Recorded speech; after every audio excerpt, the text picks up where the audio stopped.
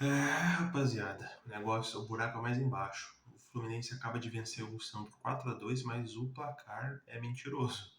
Assim, o Fluminense mereceu vencer, só que a elasticidade do placar não mostra como foi o jogo. O jogo, tipo, por grande parte esteve o Fluminense atrás do placar. O Fluminense vai em campo com Fábio Guga, Thiago Silva, Freitas e Fuentes, Martinelli, Hércules e Ganso, Arias, Serna e Cano.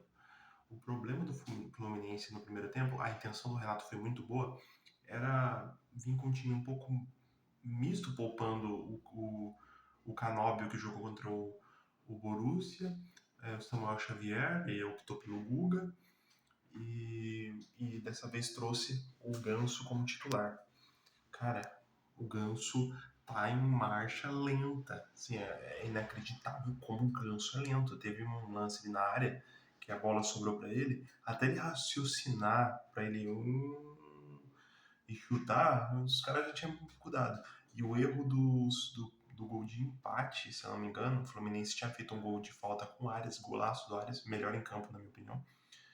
E acaba tendo um vacilo lá do Ganso, meio que um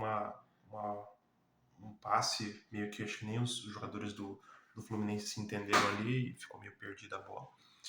E acabou que teve um contra-ataque e os caras fizeram um gol, velho, entendeu? E aí teve a virada, o gol de cabeça, no cruzamento da área, de novo a defesa muito desorganizada.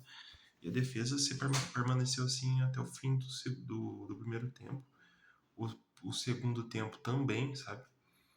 E aí quando o Fluminense faz o gol de 2-2 com o Nonato, sabe, partidaça do Nonato, o Fluminense começa a administrar o placar. E vai ter um gol do Freitas, que as bolas sobram lá na área e o Cano chuta e fura a bola e a bola sobra para ele. E ele faz. E aí tem o gol do Cano, do Keno, melhor dizendo. O Keno entra muito bem e muda o jogo. É muito boa a partida, apesar de ter ficado, sei lá, de 90 minutos, ficou uns.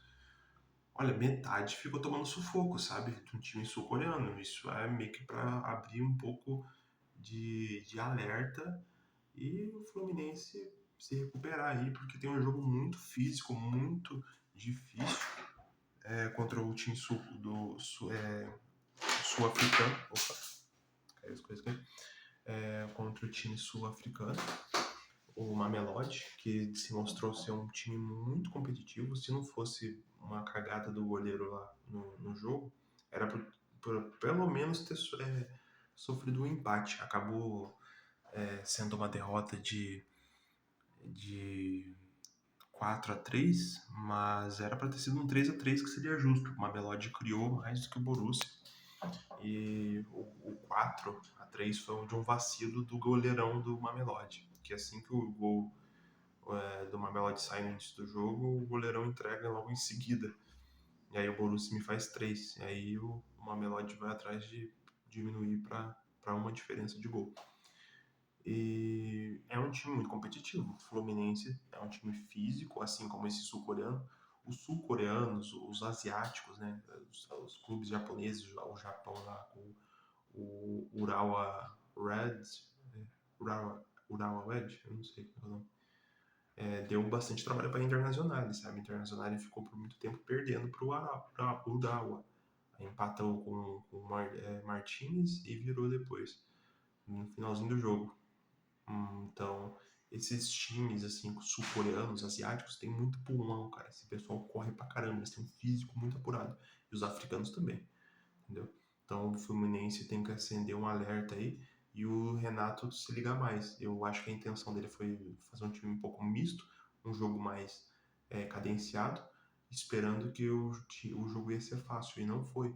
E o Ganso não dá, cara. O Ganso é um jogador de segundo tempo, tipo 85 minutos do segundo tempo, com o jogo já administrado, sabe? O jogo já, tipo, o Fluminense vai na frente só para cadenciar passe, para tranquilizar um pouco a movimentação ali no meio do campo, porque o Fluminense estava sem meio de campo com o Ganso, porque o Ganso é um a menos, com todo respeito ao Ganso, é um grande jogador, mas ele é muito lento, ele não serve para esse tipo de jogo.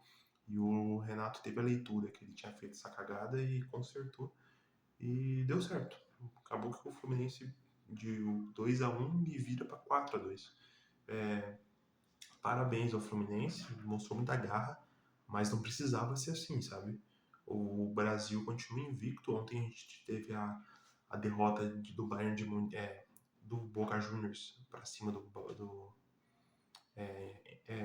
com o Bayern de Munique vencendo o Boca Juniors.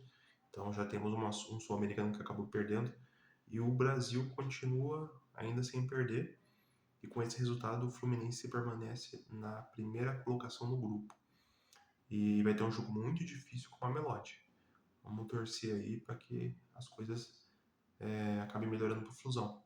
É isso aí, um vídeo aqui bem rápido aqui, só para pegar minhas primeiras impressões, mesmo pegar, colocar a câmera, acender luz, eu já gravei aqui, entendeu? Então é isso. Se você concorda comigo, deixe nos comentários. Se não, se discorda também, deixe. Não se esqueça de curtir, compartilhar e ligar o sininho para receber as próximas notificações do canal, beleza? A gente vai cobrindo aqui a Copa do Mundo de clubes e até mais.